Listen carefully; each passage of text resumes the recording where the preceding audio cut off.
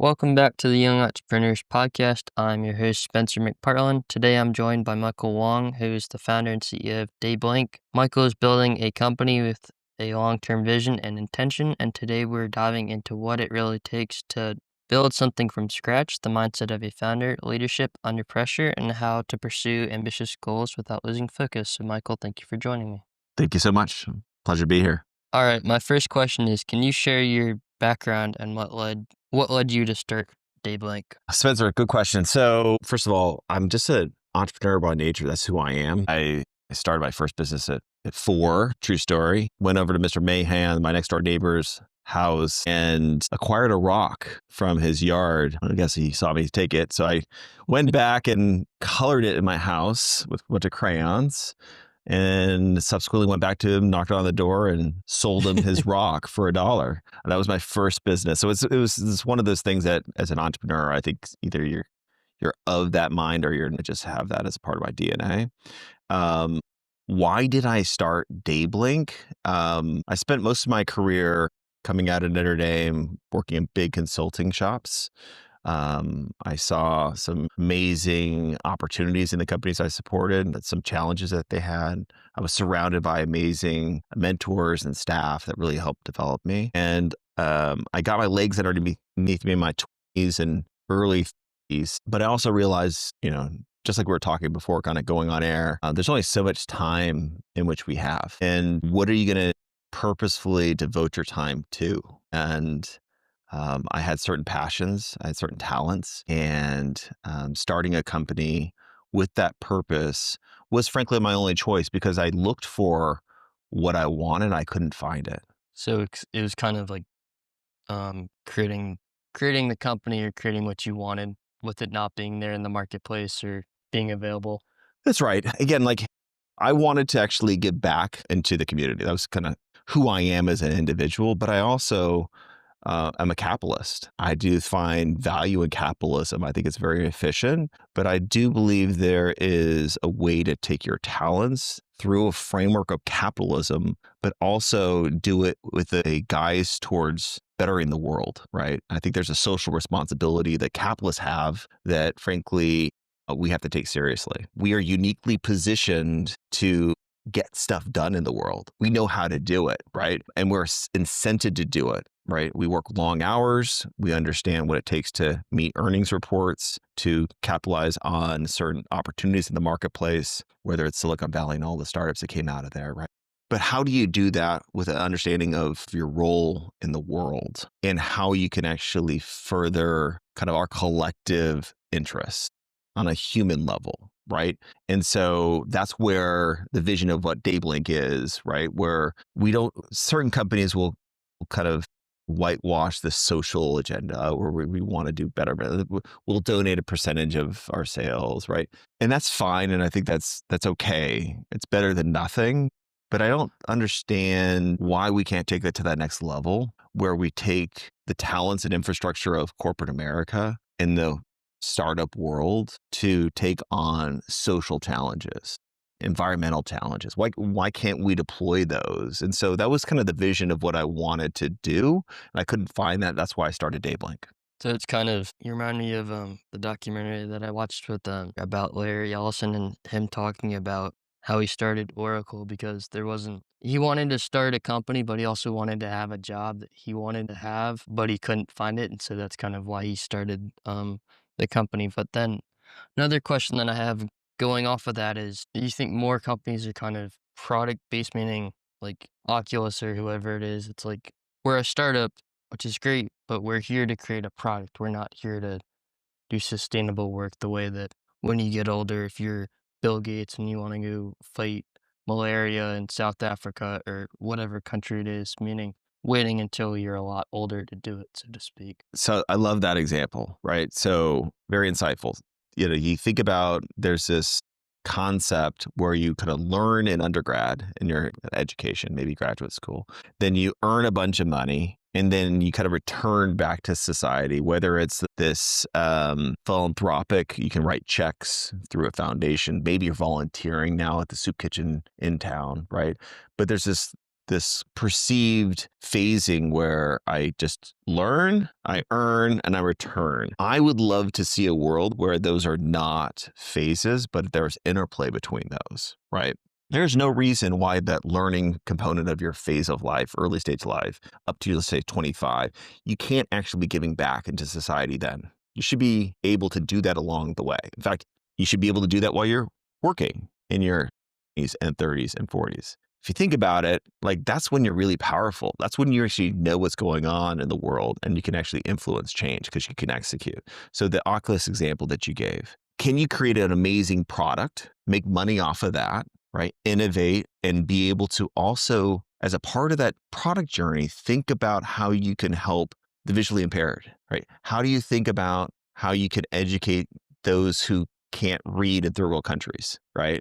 And as a part of your product roadmap, you're thinking about how you can not just sell more units, but how it can actually better the world, right? Right. Which actually will also drive adoption of your product, right? It's actually symbiotic. It's not one or the other. It's actually good for your shareholders, right? And if you can actually think about the world a little bit different, I think you can actually pull in that return phase, that third phase into your professional career. And that's what I hope to accomplish. Kind of like what Mr. Beast is doing with obviously going viral on YouTube and having millions of followers, and then side shooting with creating feastables and I think it's Lunchly. But then what a lot of people don't know is that he's he's not really keeping a lot of the money. He's giving it back to like um South Africa and a lot of underdeveloped countries, and like building homes and like creating water wells and doing a lot of charitable work, which I don't think a lot of people look at and say that's something that he would be doing, so to speak. Right. I think that's great, right? I think the ability to think about your wealth and if your goal is just to pursue wealth, I think that is unfortunate. I think that you can pursue wealth for specific reasons, but the idea of giving back and being thoughtful as to the society in which you're afforded to live in is an important characteristic of honorable people, right? And living a very purposeful life. Now, Mr. Beast's example, I don't know the individual, nor do I see some of his products out there, but I never got the sense that in his product roadmap or his persona in his platform that he's created actually furthers social causes, right? It's Right. great to behind the Yeah, scenes to kind of donate stuff out because it's tax advantageous or whatever. But it's another thing to say, hey, like I'm taking a stand on this because it's important, whatever that stand could be, right? Because I have created a platform. Whether you're an actor, you're a politician, you're a celebrity in some way, maybe a great athlete. You talked about Formula One earlier. Like, what am I using my platform that I've created to better the world, right?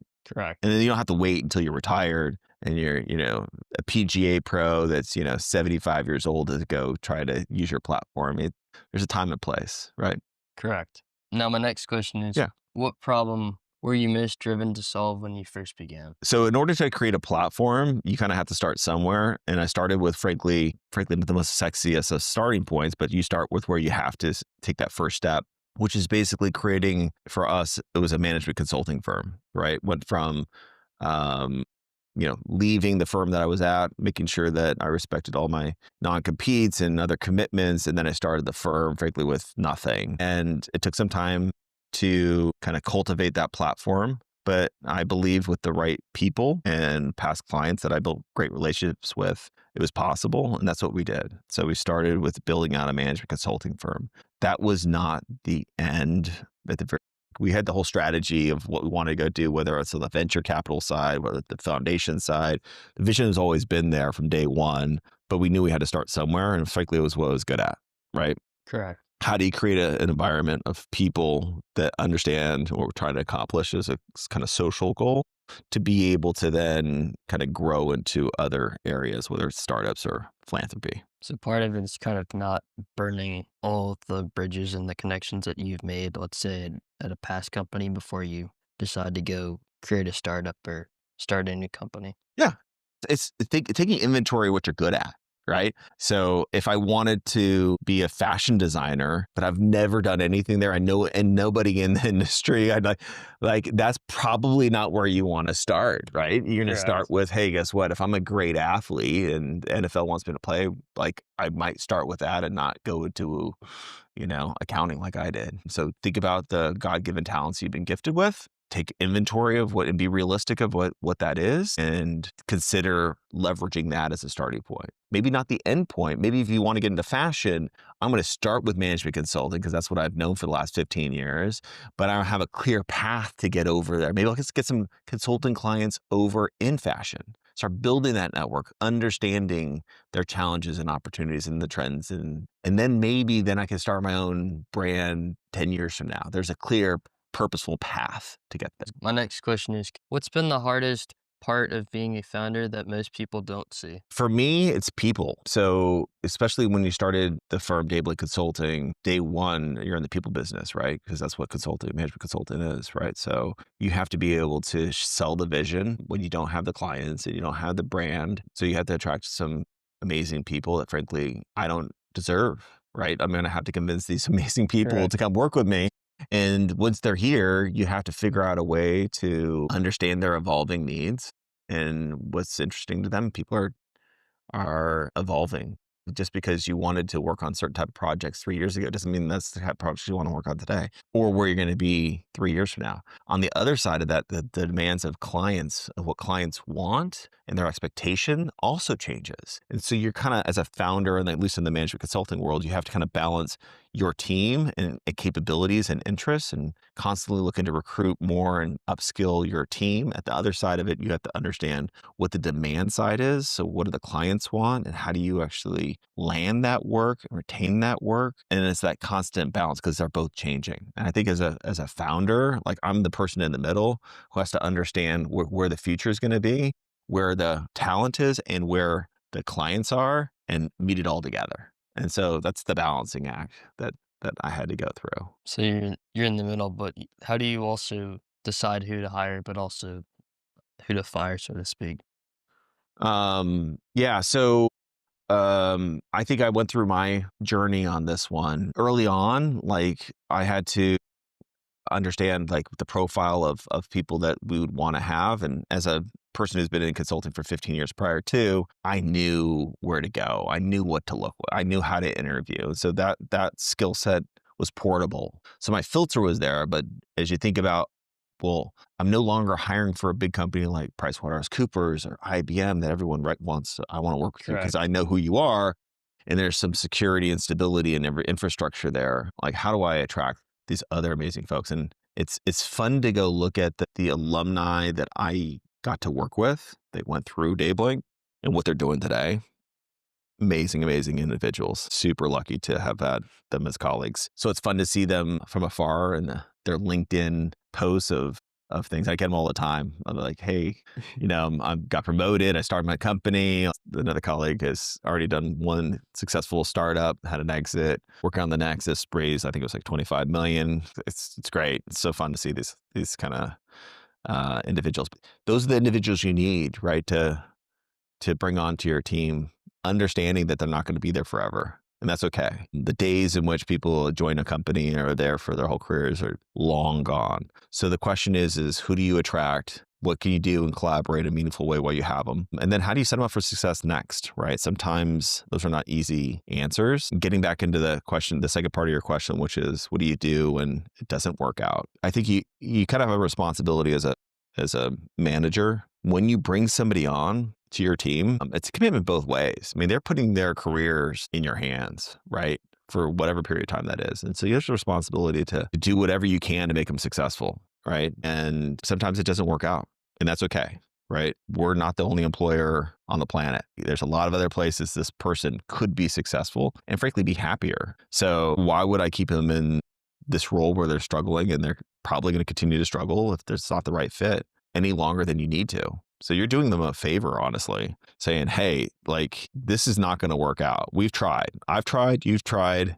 This is not going to work out. I want you to find a better place. I'm happy to help you find another place, but this is not the right place for you in the long term. So let's call the ball. So if you look at it through the lens of what's good for them, it's not a hard conversation, right? Correct. It's not a fun conversation, but it's the right conversation to have. I would say I've never been a part of these other type of firings where it's profit driven.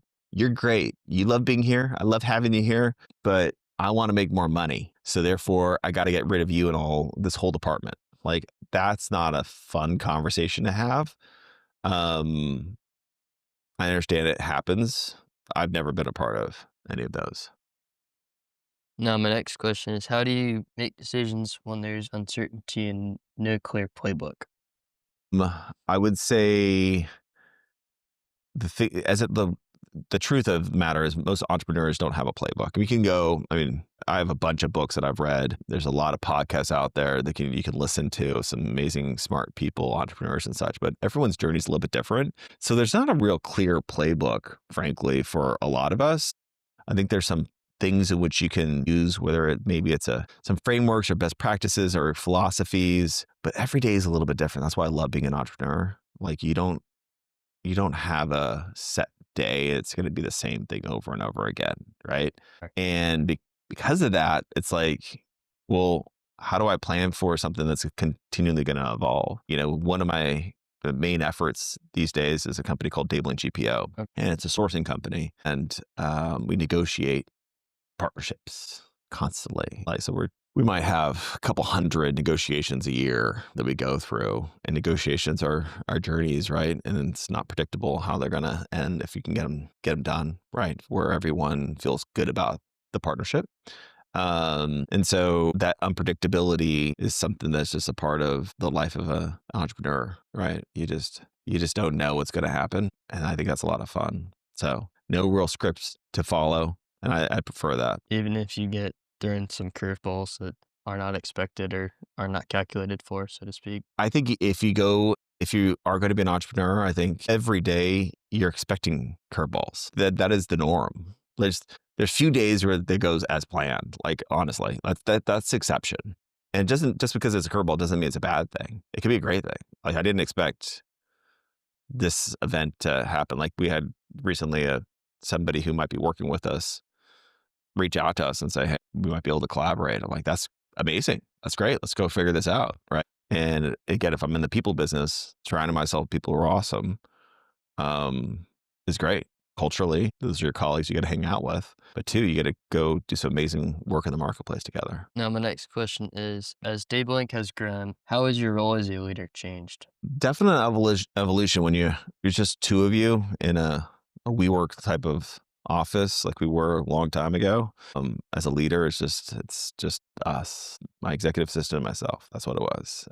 And as you kind of get large organizations and you build in layers of leaders who can help develop other members, take on responsibilities so you can focus on other things, your role evolves. And so if you have a great team and you empower that team, you can start not doing certain things over time, right? Whether it's, you know, hey, guess what? I have a great team. They can do the social media posts. I don't have to do any of the marketing stuff anymore. Hey, I have a great, you know, back end. It does finance and all the invoicing and bookkeeping. Like I don't have to be involved with that anymore. I get readouts once a month and that's my involvement, right? But there was a time not too long ago, at least when DayBlink GPO, I was the person on the stages presenting. We have now evolved to a point where I'm transitioning off of those. So I'm going to still be very involved with everything associated with the company, but I see myself pushing leadership decisions to others because they're very great. So let them go do those things and I can go play other roles, right? Because in like any team, you want to be able to have everyone play a role that's complementary. And my role has changed over time as it has allowed. Now, what was there before you started DayBlink? Like, was there any companies? Because I know earlier you talked about selling rocks door to door. Is there anything else between that and when you started your company? Sure. I think my second company was in college. I was at a food sales within the dorm. So I think we opened maybe around 8 o'clock and would close our doors maybe around 1 in the morning, depending upon the day. I had my friends working in the store. We had, you know, a contract with Frito-Lay and Pepsi Cola. And so we had the whole stocked kitchen. We had pizzas and hot dogs and nachos and all the fun stuff in which 18 to 21-year-old men would love to have at those hours. So that was fun. I learned a lot there, and then kind of got into my career as a CPA and then a management consulting after that with some of the big, at the time was the big six. Now it's the four, right? But, and I did that whole career. And even though it was very much all in on my management consulting career, I learned a lot in that as I got to travel to all my clients internationally and domestic and working with them and seeing what challenges they had and how they solved them. I kind of just got into this frame of understanding, and I continued to grow my knowledge of business, which then I used over in DayBlink to deploy to those clients, and then also our model. Yeah, but I would say that I learned quite a bit from those. It's like a layering as you get experiences, what works, what doesn't. I'm still learning, which is one of the reasons why I love what I get to do, because I make mistakes all the time. But the question isn't, are you going to make mistakes? The question is, what are you going to do about it and how you learn from the next and how do you continue to grow, right? So, Um, Understanding of the world kind of changed because I know that you just talked about working with people who were um, domestically and who were internationally, meaning like Mhm. how you see not just living in the US, but also other countries and how it impacts business and just as a whole. So I have colleagues internationally that work for the firm, right? So most of my clients in DayBlink GPO are international luxury independent boutique hotels. So from that standpoint, you get an appreciation for the cultural differences and how the world operates, whether it's regulatory and some of those challenges, labor laws. I mean, having foreign employees, there's a lot of things which are very different than how we operate in the United States. I do think that, the conferences I go to, the clients I visit, allow for me to get an appreciation for what we have in America, which is very unique. We're very lucky to be here. I know there's a lot of undercurrents about the state of the country politically, somewhat divisive. I would say that most of the world, even with our challenges, would love to be here and be a part of what we have. And so there's somewhat of an appreciation for what we have that I maintain. But I also learn, and when I personally, when I get to go outside my comfort zone and I see how other cultures operate and their values and how they engage in one another, whether it's use of technology or how they deploy, we talked about earlier, meetings, how they interface, like I get smarter because I question, like, well, we do it differently. Now, through the lens of different doesn't mean better. Why do you do it that way? And is there a way for us to take some of these lessons back to my company potentially and go, hey, maybe this is how we should do it. Why don't we try this? And maybe it works, maybe it doesn't. But it allows for us to question things in which we might not question. And that's one of the reasons I love to travel. That's why one of the reasons I do what I do. Like, I'm very lucky to go support luxury independent boutique hotels around the world, the best hotels on the planet. I get them as my clients. And so I'm very blessed to be able to do that. And I don't take that for granted. I'm very lucky to have them as clients. But I also really appreciate what happens when I get to engage them because I just learn and grow and develop individually. And so it kind of influences like your how you see things or like a different way for a work ethic. Cause I think it was Larry Ellison when he went to I think it was either China or Japan. And it was like this he learned this like warrior mentality of like I don't know what it was, but it was like things have to be done. We have to be the best and the best at what we do because somebody else is gonna like come and try to run us out of business, and so we have to be, like, the dominant player and the dominant figure at what we do because we might not be in business tomorrow. Far be it from me to question what Larry learned and deployed. He's obviously a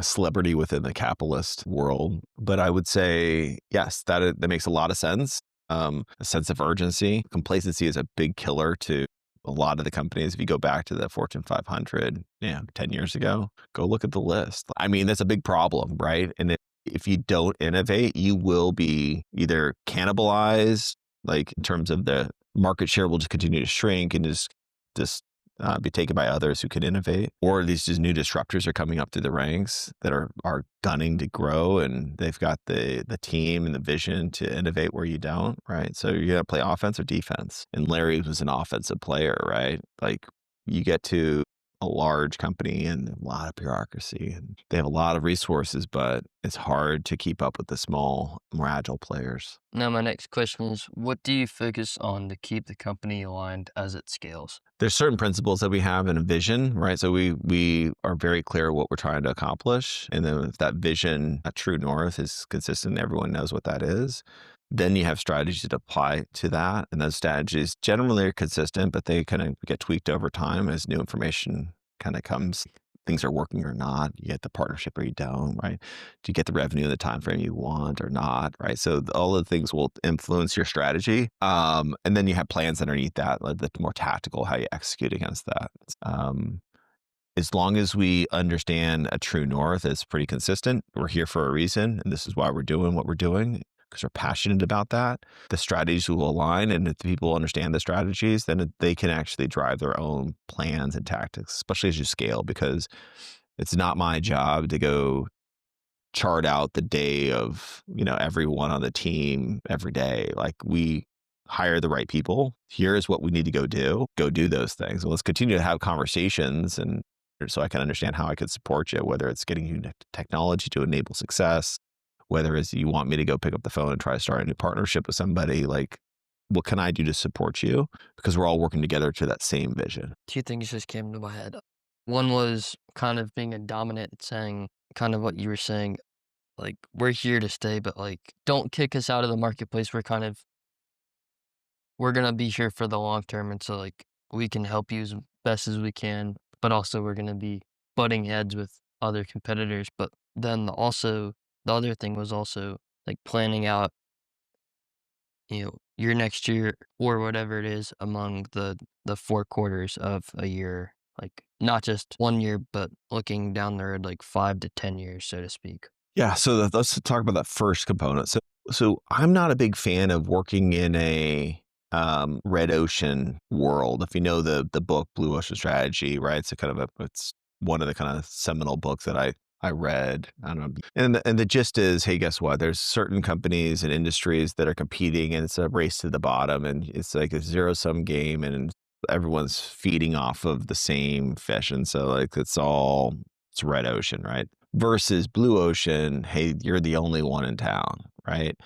I'm a big proponent of actually surrounding my kind of professional career opportunities in the blue ocean world, Okay. right? So find things that are interesting and innovative that are in that world, right? Because you're creating and you're doing new things. And I'm not waking up in the morning and figuring out how I'm going to beat two other competitors, right?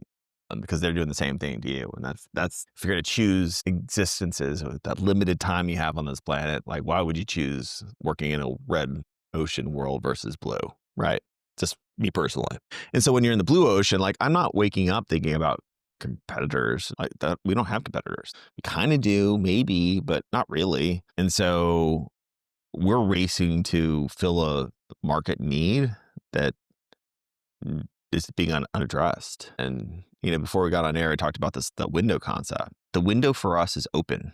It will not be open forever. Competitors will come in, technologies will come in. There'll be other things that will impact our road to success. So we're racing like the wind to go capture as much share, impress as many clients as possible, add as much value as possible. So we're a dominant market player. That's the goal. And that's what we're doing every day. Now, how do you break it up for per quarter? How do we think about the quarter kind of like, so I don't, the world does not work in a very logical manner when it comes to startups, right? We are kind of have this concept of rolling budgets and rolling kind of plans.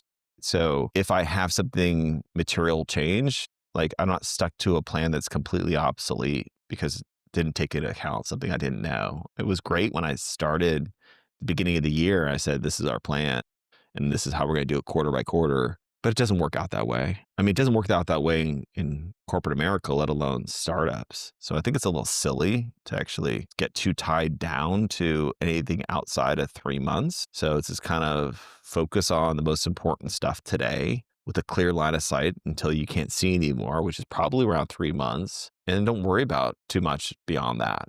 Right. I think that's as a general rule, probably prudent because you're going to get it wrong. You're spending too much time planning and not enough time doing. So it'll kind of end up hurting you, but poking you in the butt, so to speak. Yeah. I, I can spend a bunch of time trying to imagine what next year could be, but why? I could take that same time and I can call 15 clients to try to close more deals. What's better use of my time? Closing 15 calls, Get making 15 calls. because guess what? If I get any of those to hit, my plan that I would have had is going to change. What if I get all of them? It's crazy, great, awesome, like completely different plan. So I spent all that time building a plan that's irrelevant, right?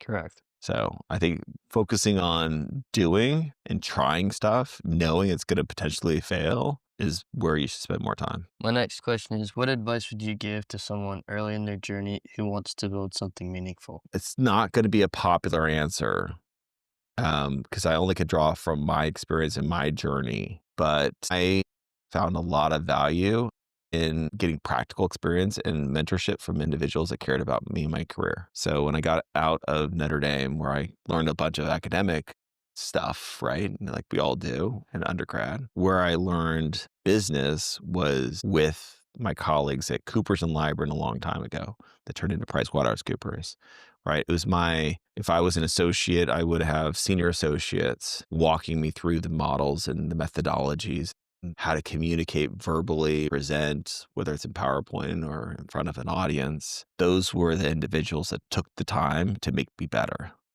because they cared. And some of them were really tough on me, right? And that tough love, at least for me, made me better, right? To the point where it wasn't that risky to quit and start my own firm because I did it so many times and I had the ability to make mistakes. And I think if I'm talking to somebody early in their career, find an opportunity that allows you to do that, whether it's at a big shop or apprenticeship somewhere else. But you need to have the ability to make mistakes and get developed. That is where I would focus. Now, can you do that at Google? Sure, maybe, maybe not, honestly, right? I don't know.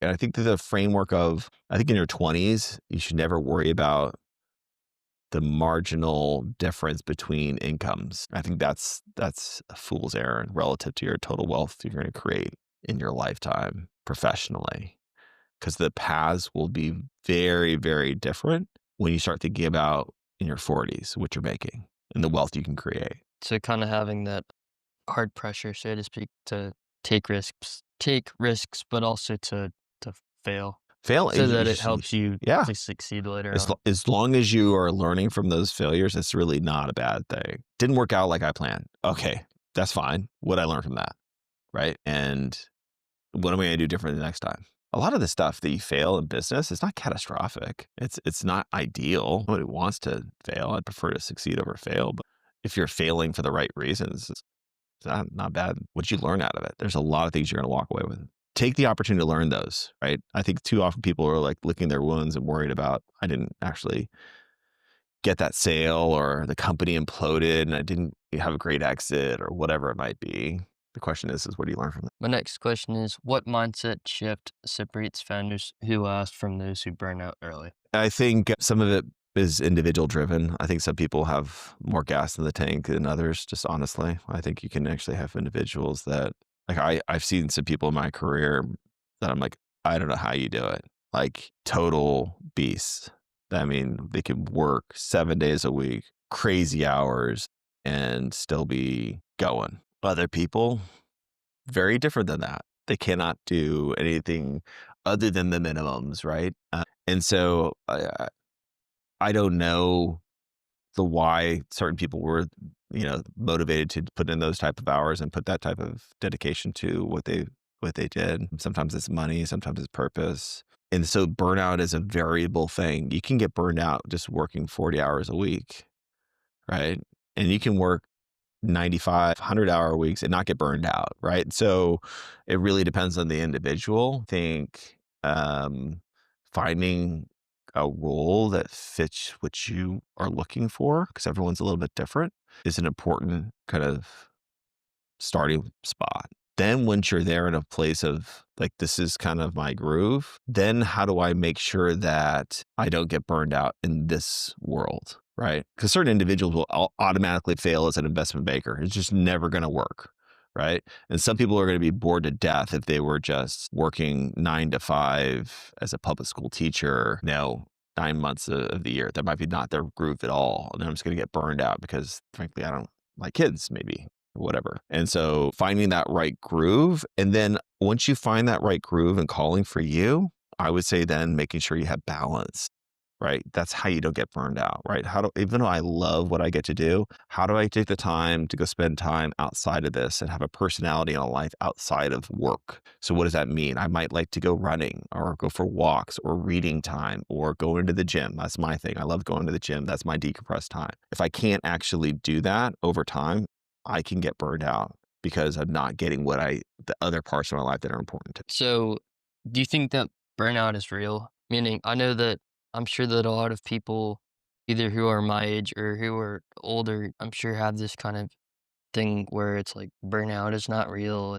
It's not that it's not real, but it's probably more of a matter that what people say and the fact that it's not really that it doesn't exist, that it's kind of something that people say. If you follow what I'm trying to say. Yeah. So I would say because people will hit walls where they can't bring their 100% to that role, there is burnout, right? That's the whole concept. I was delivering this. I was excited about it. My satisfaction as being an employee in this organization was X, but now it's Y. It's less than that, right? Or hey, I used to be able to do X amount of things a day.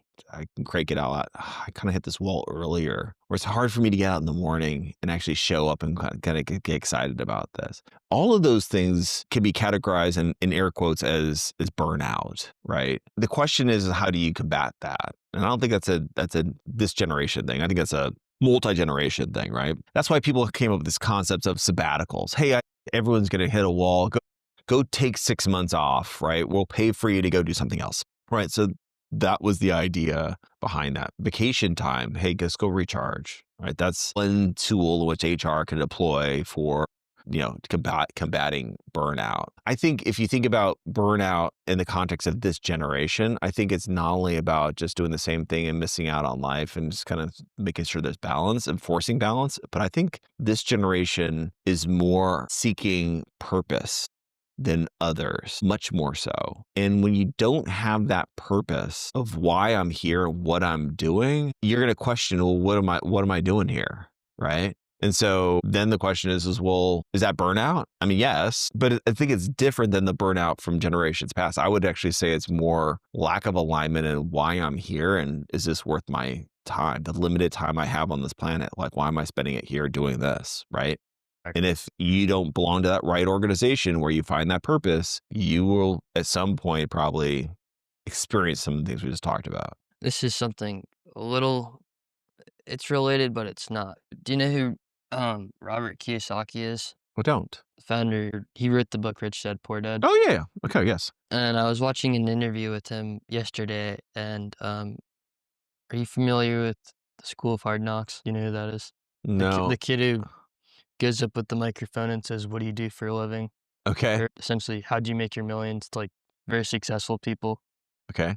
And so he had Robert Kiyosaki on his podcast, and Robert was kind of talking about going to West Point and then his time in Vietnam and what he learned at school and the right teachers that he had. And I think part of it was also like the value of the dollar and the gold coin as well, but also kind of like buying real estate as well. Because everybody, I'm sure, has gotten told that you take your money, you put it into your Roth IRA and your 401k, and that's what the teacher does. But does the teacher really know the subject that they're teaching or a master in it, or are they just, a teacher to teach you who doesn't know a lot and isn't, comfortable with their money or, teaching, do you I think part of what I'm trying to ask is like, is going to school helpful? Which I'm sure, as I'm sure a lot of people have told me, going to school is important. It'll give you a lot of opportunities, but then, Mhm.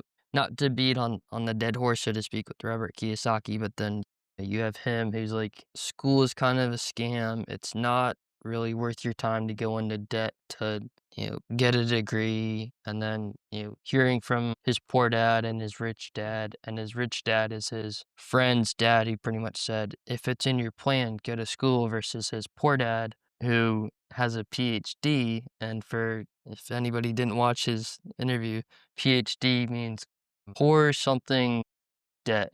And so he was kind of like, why would I get that? And so I think part of my question Mhm. is it kind of still worth it, or is it also kind of getting a question as to why it's like what kind of like what the value that it has, so to speak? Yeah, I think my perspective on education is evolving. I think certain individuals are going to be drawn towards, we talked a little bit earlier about talents.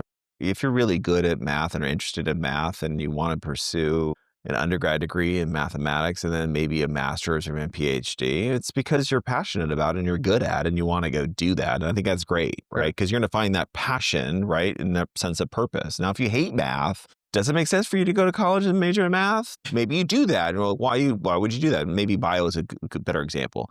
You go to bio because I probably want to go to med school, right? So like, okay, well, I love biology, but I know that the med schools look for biology as a prerequisite to entering med school, and then med school allows me to go down the path of becoming a doctor at some point, right? So if you're purpose driven, you want to go do that. Well, maybe you'll go to a program, get a major, get the GPA and the test scores to allow for you to go down your career path that you so choose. Now, if you don't know what you want to go do, like a lot of people don't going into undergrad, um, I would say the college experience, I think is something I would love for my kids to experience because it's formative in terms of your time kind of growing up. 18 to 21 is this kind of time in where you're really becoming an adult, Okay. right? And I think there is a lot of things in which certain universities will help mold the whole person, whether it's because of the religious affiliations or whether the kind of cultural things on campus. It's the people you get to hang out and the relationships in which you get to form that you have the ability to kind of tie back to. I think a lot of people who go to college are more likely to have close relationships with their college friends than their high school friends. Because you think about your association. In order to go to that school, you have to have kind of come similar academic backgrounds, test scores, maybe income levels, maybe interests, maybe it's geography. If you're going to a music school or a liberal arts school,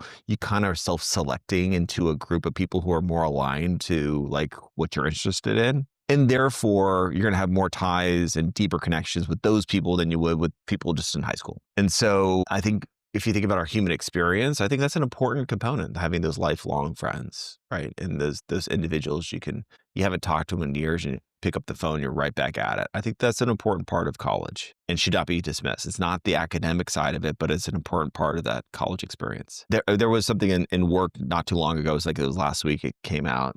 I don't know if it was reading something, but it was something in our industry that they said, hey, guess what? Like, we think in 10 years, the prediction was made, 10 years, because of AI, we are going to eliminate a lot of work. And we should be counting on a 2 to 3 day work week because of this. And if you think about that, I could totally see that happening, Mm, given the rate at yeah. which AI is kind of accelerating. Then the question is, what are we doing with those 2 to 3 days, right? This concept of all day meetings where you're in meeting hell, you show up and your meetings back to back to back, that goes away. Like decisions are going to be made for us with inputs that are better than could be done by humans. And that's great. Now we can find time to go do other things. And I think the quality of life, optimistic that the quality of life will get better for humanity. I do think I question what will be left in those 2 to 3 days. And then it ties back into education. Like, what's the role of education in this new world of 2 to 3 business days? What does college prepare you for to fit into that world, right?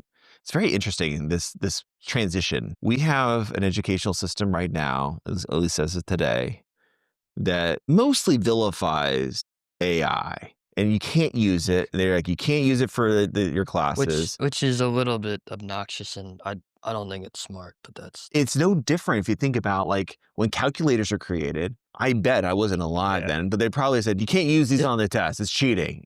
But you use it in the rest of your life, like, but you can't use it during the test because you have to use a slide rule or you have to still do it the longhand. Like you have to learn long. Like why? Because you need to convince me why I need to know how to write a 50-page research document about French culinary arts of the 17th century. I can literally do the research and spend 6 months writing that paper for you, or I can type it into ChatGPT and we can have an answer literally in seconds. Why would I, spend the 6 months learning since I'm something. alive, doing that when I can get the exact same answer, right? And I do think there is some risk we were going to become a humanity of, frankly, we can't actually flex the muscles we used to. But I do think our educational system needs to keep us in a thoughtful way to be able to flex those muscles. I think that's it. Like if we can figure out a way for education to pivot to that, I think that'd be a better use of not only college, but I would say even K through 12, focusing on those things. But we've done this for a long time and things have not changed. And you have a very well oiled machine that is going to be hard to change. But I think the AI is going to force us to rethink some of those things. And I don't think you're the only person that's thought that. Do you know who Dan Martell is? I don't. He's a Canadian software, or he's an entrepreneur, but he started 3 software companies, but he kind of had a broken history. It wasn't great, and he was kinda broken, and he was, like, living on the streets and, like, I think he was selling drugs or whatever, but that's besides the point. And then he was in rehab, and then he I think there was a computer in his rehab facility or whatever it was, and he learned coding, and he excelled at that, and he sold 3 companies.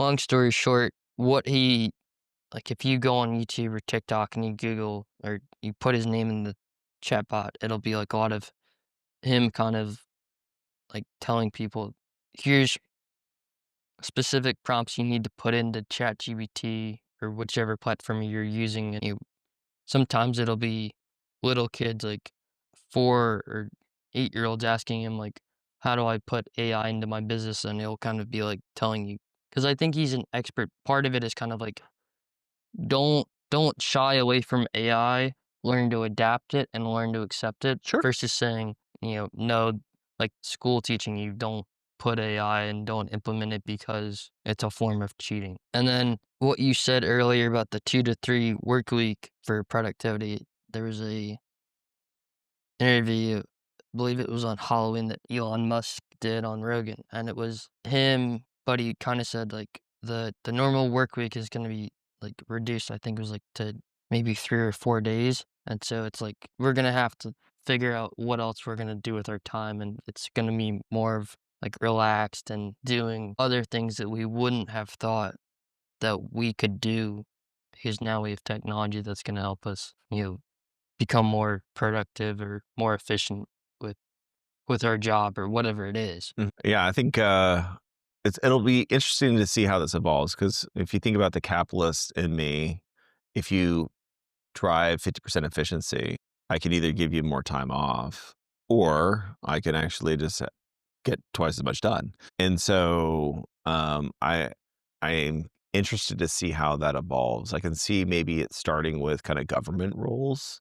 But then you think about money. I haven't solved this one. Like, what does it mean to pay someone for working for 2 days a week? And how do you actually think about that? Do they have to have 2 jobs to be able to pay the bills, to be able to say that? Because what happens when I'm still working 5 days a week and you're working two?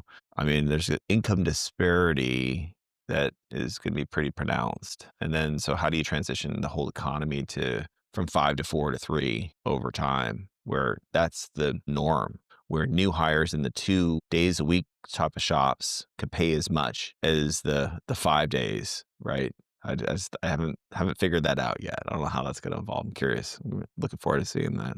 And I also wonder how it's gonna affect, like, the cost of living, meaning, like, constantly having a like, having constant cash flow 5 to 7 days a week versus only 2 to 3 days of going to work. Right. But if I just pay you twice as much, then like it's still the same amount. Like the question is, how do you make it work on the other side? I think that's the interesting component. I mean, the history of the weekend is actually Ford Motor Company, where they, because they were such a big employer and they were paying above market and drove the market because they were so successful. Henry Ford wanted to have people have time so they could use the cars.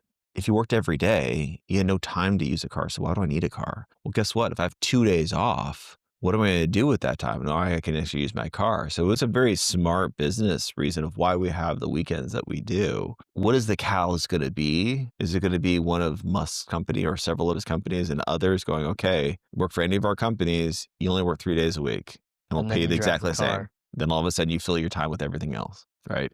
And so what's that catalyst going to be? I'm curious. And going back to the education part, another point that Robert made in the interview was kind of saying like you go to school, but failing or not doing well on the exam is kind of looked down upon, but also cheating. Even though yes, it's seen as a negative, but if you also look at it with today and certain things that are done, like let's say I'm in the top one or the top 5% of people who are like very successful and want to pay as little amount of taxes to the government, you could kind of say that they're cheating the system in a way a little bit because you're wanting to say, how can I do as much as I can to pay as little amount of money to the government? Yeah, I think taxes is probably not the analogy I would use, because I think using a tax strategy to avoid a tax liability is something that is, as long as we have a progressive tax system like we do, I think is kind of purposeful. It does play into the hands of frankly wealthy, if we're being very honest. But I don't think that's just like cheating. I think as long as you're playing by the rules and you're not breaking the laws, I think at least personally, I'm okay with that. When you're breaking the rules in an academic sense, I think that's different, right? Because it undermines what you're trying to accomplish. Like if you think about what school is about, I want you to walk out of here with a certain requisite knowledge. You can argue if that's important or not in life, but like that's still the goal. And so these tests, these projects help measure your performance against that standard. Now, if you are cheating to get an artificially higher grade, I think it undermines the system of what we're trying to do. And for a lot of reasons, I think that's not great. One of them is because you're now enforcing at an early age that you can actually have shortcuts, not follow the rules, and get rewarded for that. I think we should be doing quite the opposite. I think we should be teaching individuals that this is the rule set and you should operate within the rules, and frankly, there's a level playing field and everything will be fair. Right. And I think that's what we should be shooting for. I think people should be held accountable for those and turn them into lessons.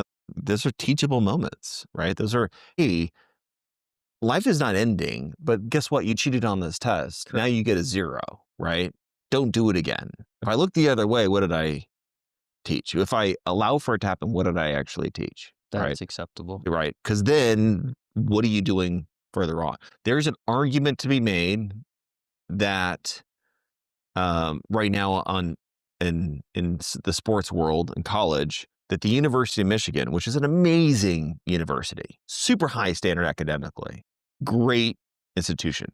But when it came to their athletic department, they cut a lot of corners. There was a cheating scandal that literally they tolerated, where one of their staff members broke the rules and went out and scouted other teams, videotaped, learned the signals, used it to help win the national championship. What does that say to, when you tolerate that? What does it say to everyone in the athletic department? What does it say to all of those athletes about what's okay?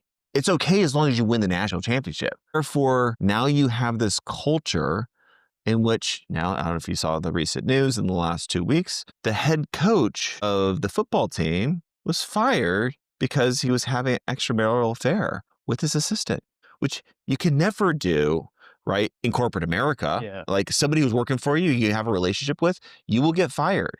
Well, guess what? He was doing it and everyone knew, right? And no one did anything about it because that culture now propagates and it teaches the wrong behavior. And I think if you think about what they're trying to do at universities, they have to take that. We are educating young people on how to live and what is right and wrong. And are you really fulfilling your mission when you can say, we won the national championship in football, but at what cost, right? Correct. And I think that's I mean, there's so much money in college football and college athletics that I understand that you can rationalize things away, but I think fundamentally that is an intolerable situation and people should be held accountable. Yeah, I think it's that, but I think it's also this will go a little bit on the entrepreneur route, so to speak, because at least this is my understanding, is that we're taught, at least from my perspective, is that school, school, school. After high school, you go to college. You're supposed to be the stud, right? The straight A and B student who passes all your classes. Let's say you're in honors college and you're on the principal's honor roll or whatever it is. Sure.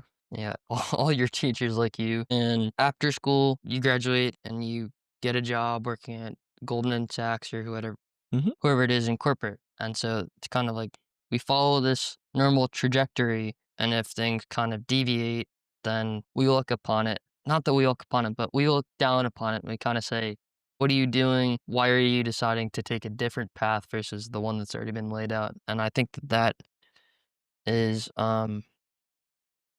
like, I think it's a high bar, but I also think it's reasonable because, like, to be honest, not everybody's gonna be an A student who's gonna end up taking the corporate route and then, living in a super big house and, living a lavish Sure. lifestyle. And I think it's a little bit of an exaggeration, but I think people need to be like, "Well, this isn't let's let's stop fantasizing on and let's kind of come down to reality and say this is actually what it is and here's what it's actually going to be, so to speak." Yeah, I think if you think about any normal distribution, right, you have people who are going to be exceptional, who are going to be the doctors of the society, who are going to be the investment bankers, and who love to work those hours. And like, that's great. That's not everybody, right? Do we need those individuals? 100%. Yes. Does everyone need to be them? No. We need other people in society playing other roles, right? And you can still have a great quality of life. And I know some people who are very successful blue collar folks. You're like, great. And there's nothing wrong with that. In fact, our society needs a lot of, in fact, if you think about AI, the blue collar roles are going to play a more prominent role than the white collar roles of the future, right? You're going to need people building houses more so than people kind of come up with PowerPoint slides, right? Just to be honest, like Right. you just will, right? And so, in the world of entrepreneurs will be, always there because they're going to have to figure out ways to support humanity when they move from a 5-day work week to a 2-day work week. Well, what are you going to do with that time? And, I'm going to need more gym classes and innovative ways to go do things. And that's where entrepreneurs will step in. I think when it comes to academics, I don't disagree with you. I think, when that math test or let's say it's an SAT test, comes in and not everyone gets a 1600. There are 1600 and that's great for them. Right. But that, you know, 1000, like the low score, what does that mean for that individual? Frankly, the next greatest musician, right? I mean, they're going to have other talents that they can go bring to the table and go do those things. Go be a fashion designer, go paint, go whatever those other things are. It's not the traditional path that frankly, certain individuals will kind of say this is the right way. Well, that is the right way for certain individuals, but not necessarily for everybody. And that's okay, right? The question is what is your path and how do you become exceptional? Now, kind of going off of what you were saying about the future of jobs with blue collar, I've heard a lot of mixed things. People saying that if you're a blue collar tradesperson, that you're gonna be the next millionaire because your job is gonna be in very high demand. Do you think that that's true, or do you think that it's kind of a little bit hype, so to speak? I think you can make a lot of money doing anything, just anything. Like honestly, just be exceptional at it. So for instance, we're in McLean, Virginia right now. There's only so many great home builders in this area because it's got to be a local thing. There could be great Connecticut or Arkansas, but that's not helpful for me. I need them here, right? And so the market will allow for certain needs, and if you can meet those needs better than your competition, like Business 101, you're going to do really well. So what is that you want to go do and you're going to be great at? If you can be exceptional about home renovations, you can make a lot of money in McLean, Virginia. Just be exceptional. right? If you're just average, like everybody else, you'll be okay, whatever that means. But this is where if you can devote yourself to that craft where we make mistakes, we talked about earlier, and you're an apprentice to somebody who's done it before, and you can take all that knowledge and you do that for 5 years, 10 years, and you are awesome and they retire, you have a glide path to be amazing. Then how do you actually then scale that using AI like you talked about earlier? Can I use AI and not be afraid of it? But how could I use AI in my daily work of being a home builder in McLean, Virginia to do things that nobody else is doing? Find efficiencies, make a better product so you can actually do something exceptional. The money will follow, right? But you got to be able to have those discipline to continue to learn. And if I had to say anything for the younger generation, you got to be able to, it's not an overnight thing. You got to have the patience. You got to have years of doing something. Years. Malcolm Gladwell's Outlier book talks about 10,000 hours. You have to spend 10,000 hours doing something to be an expert. 10,000. There's an impatience in this latest generation that if I put 500 hours, that's enough. And it's not, unfortunately. Because it's like cutting corners. Yeah, it's cheating. You need to put your hours in. You need to see every different way to build that house and all the problems you can have and every zoning issue that ever happened. The more you do, you're going to be able to sit down with that person who goes, I want to build a house. You're like, I know everything there is to know. What do you want to do? And I know because I've done it. And that confidence and that ability will command respect and drive revenue. People will seek you out because you are exceptional. It's not going to come overnight. My next question is, what's your big, hairy, audacious goal? It was a BHAGs. It's also the second part as well. Why that goal and what makes it worth the risk? So it depends on the company and the project I'm working on. The BHAGs are always a little bit different. They're very specific to those organizations. But if I generalize it in terms of the different startups I'm involved in, I would say big, hairy, audacious goals should be set in an aspirational manner and context to that organization. I love growth organizations. That's what I do. I love taking something from ideation all the way through scale. That's fun. And so the BHAGs will evolve by organization and where you are in that journey. Growing 100% year over year is what I like to do. And that's what we're doing right now. So we just crushed it this year, wrap it up this year. We're in December of 25, wrap it up a great year. We're looking forward to next year, and our base case is 100% growth. That's great. Now, my challenge to the team is, how do we go 2x? Can we go 200% growth next year? What are the things that have to be true, and what can we do right now to prepare ourselves for a 200%? So base case, okay, 100%, great. That's still fun, but I'm challenging them, what can we do differently? And those are the things in which, understanding some of the risk associated with taking on that kind of growth, I need to manage, but let's go. Let's go learn. Even if we miss it, what can we learn from it? Now, the next question is, if you could ask the next guest one question, not knowing who they will be, what would that question be? I like the idea because I constantly think about it because I think it's a real thing that's going to be hitting all of our lives in a meaningful way. And if you think about civilization, this is kind of a thing. AI, I would love to understand their perspective of how they think about AI. What are they excited about? And what scares them about it. I think smart people, I love hearing their perspective on it because it helps inform, frankly, how I think about it. So that's the question. What excites them about AI, but also what scares them about it as well? In their specific world. Yeah. My last question, and then I'll ask you if you have any, is who are 2 to 3 founders, operators, or leaders you know who would make great your future guests for this podcast? That's a great question. I need to think about that because it'd probably be local, right? Okay. Is that a criteria? Because you had to It's either that or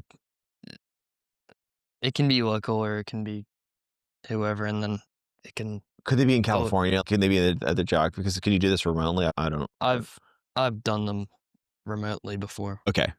Okay. And target audience is going to be 20 to 25, 20 to 30. Getting back to what we talked about before, Yeah. how do you find the meaningful, interesting? If you just want viewers, there's one answer. And because that's where I would totally go find some white collar I would criminals. say I think probably that'd be cool. between the college age range to 18 to say 22. Okay. So yeah. So young. Yeah. I have to think about that.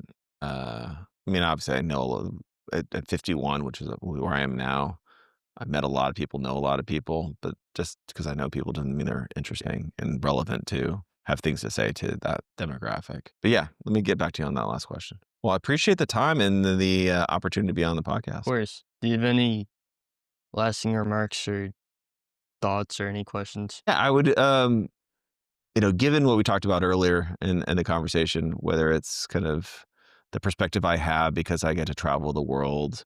I'm also an entrepreneur. I'm also a father. I'm also an American. I think things are actually much better than you probably hear and feel, just generally. You're probably wrong. So if you feel like there's discord in America, there is. If you think that your job is not as fun as it probably you would envision it to be, it probably is. That being said, things are actually probably much better than you believe, right? I think there's this veil of negativity that a lot of people wear that it is self-imposed and not real. I think the sooner you actually can take off that view, you'll see things in a different light, and I think it'll open up more possibilities and frankly more enjoyment in what you do. So that's kind of lasting remarks or whatever. Yeah, I think that your attitude and how you show up and how you see the world is a lot. It cannot be discounted, right? You have to be able to see the opportunities ahead of you. If you see things in a negative light constantly, and that's your filter, it's going to be hard to be excited about and see these other opportunities that are right in front of you. They've been there the whole time, and I Correct. think we approach that in business in our negotiations. We try to find the middle ground. We try to find the ways to actually get win-win type of situations.